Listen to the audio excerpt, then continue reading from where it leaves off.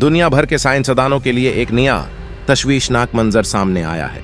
जब mobile network के signals, खास तौर पर 5G की ताकत बढ़ती है तो शहद की मक्खियां अपने छत्तों को छोड़कर गायब होने लगती हैं।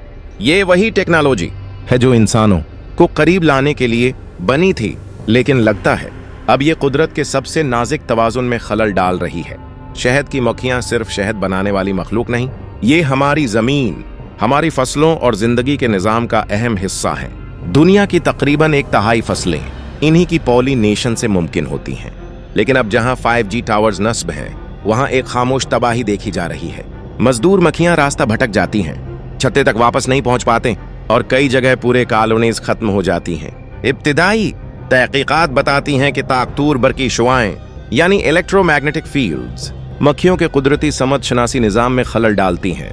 वो जमीन के मकनातीसी मैदान से रास्ता पहचानती हैं, लेकिन जब ये लहरें बिगड़ती हैं तो वो समत खो देती हैं, बेमकसद उड़ती रहती हैं और आखिरकार मर जाती हैं।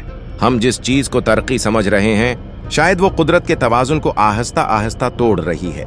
5G हमें रफ्तार तो दे सकती है, मगर अगर उसकी कीमत फितरत की खामोशी है तो ये सौदा बहुत महंगा है।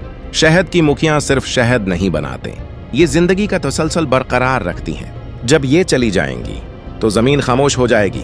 जब तक साइंस कोई हतमी जवाब नहीं देती, ये छत्तों की खामोशी शायद एक पैगाम है।